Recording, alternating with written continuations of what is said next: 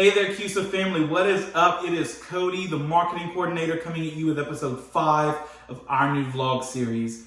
This week, as you know, we've been taking a deep dive into different types of accounts. Last week, we talked about savings. Today, we're going to talk about checking accounts. I just want to give you a little bit of information, give you a little bit of resource that you can use, and then we'll be done with this week. First, though, I want to say that we truly hope that you have fared the Hurricane Delta all right. This has just been one crazy year. It has just been like a real life game of Jumanji. I don't know who started it, but whoever started it, please finish up because we're done with this.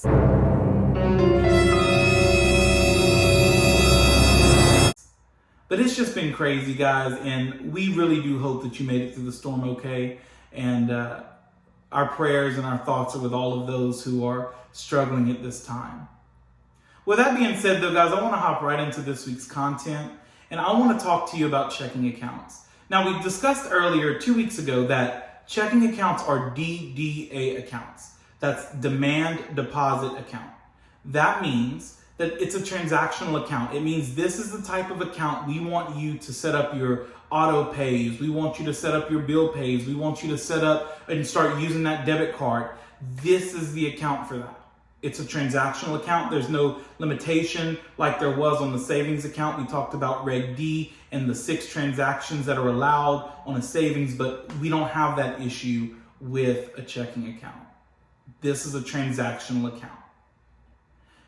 And so some frequently asked questions that we come across here at the credit union, I want to kind of help go through today. We want to start with the ledger balance versus the available balance. That's a big one. Because when we look at our mobile app, we'll see 2 numbers. We'll see one that says maybe 500, but then we'll see the other one that only shows 475. And it's confusing because what's my real balance? Here's the difference. Ledger balance is real time right now what you have sitting in your account. There is $500 sitting in your account right now. The available balance is how much of that should or can you use. Because sometimes transactions take a little while to post, and we know that. We're all pretty familiar with we go to Popeyes today, but then it takes maybe till tomorrow or the next day before we see the actual charge come off. It takes a few days to process, depending, and that just ranges depending on where you go, how they're set up to take their payments. So what available balance does is it takes your 500 because it hadn't processed yet, so the money's technically still there.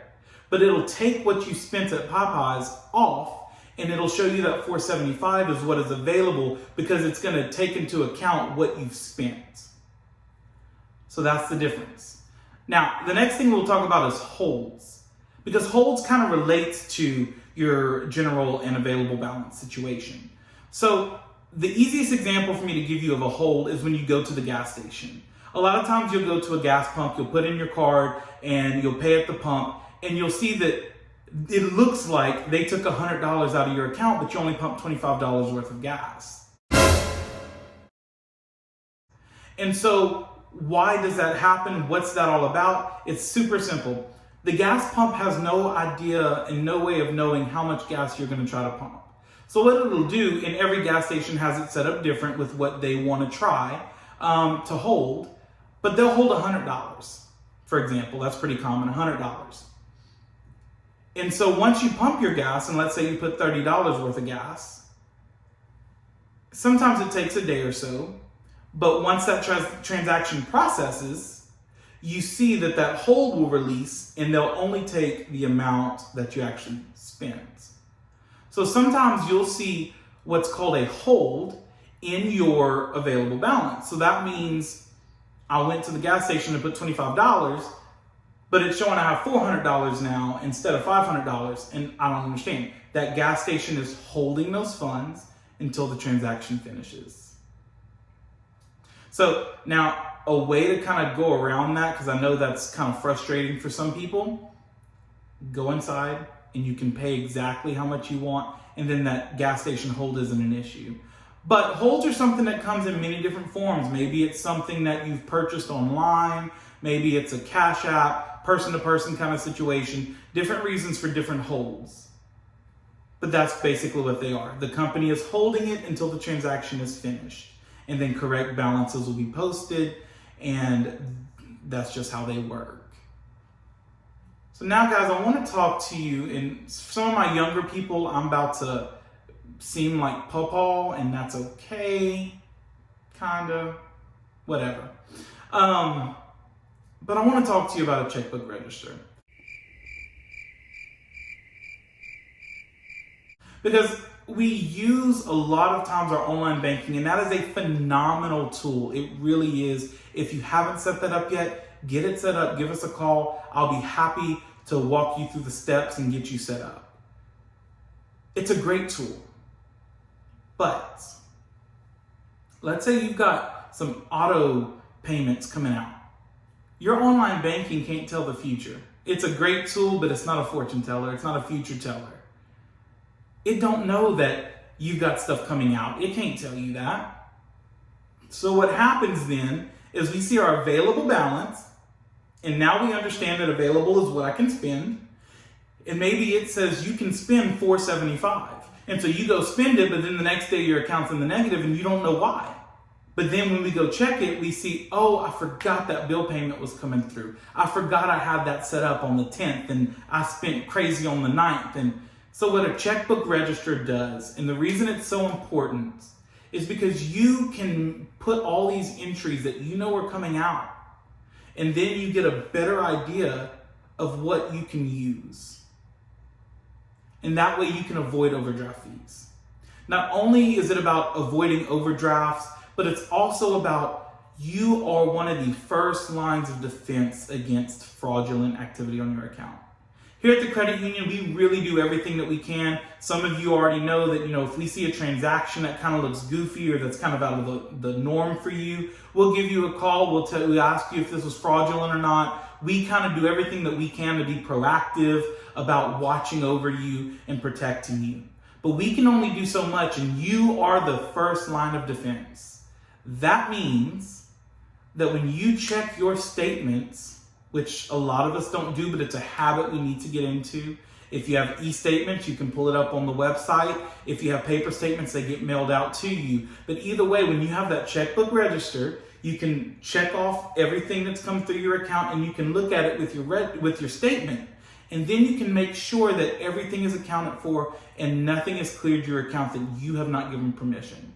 And then when you catch it, you can give us a call, and then we can hop into action. We can help you with disputing. We can help you with a lot of things to really get you maybe a new debit card, or if we need to, get you a new account number. We can do all those things to help safeguard you, but you are that first line of defense. And we all know down here in the South that having a sucky defense on your football team is a hot mess.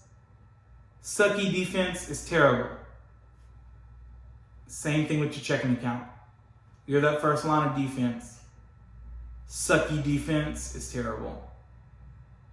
So guys, those are the things I wanted to cover today. One last thing I want to leave you with is a resource. And before I tell you about this resource, I want to tell you about the B word. This horrible, terrible word that I hate. Terrible word, but great results. Budgeting. Budgeting. We don't like to talk about it because we like to be able to spend our money how we want to. But really, guys, budgeting is a key in being a responsible checking account holder. And so there's this great resource called Mint. It's a website, and you'll see it at the bottom of your screen where you can go and take a look at it. But basically, you put in your income, you put in your bills, and it helps you form that budget. And then once you do that, you can keep track of how much have you spent on whatever you allocated your funds for. And it helps keep you on track to make sure that your accounts are staying well funded, and that you're not over budgeting or that you're not under budgeting, and that you're spending your money the smartest way possible. We have to have a plan. When you just go out there living life all reckless and swiping that card all reckless, it's very easy to fall into overdrafts. It's very easy to overspend. But when you take your time, you make a budget and you make a plan, every winning game has a great strategy.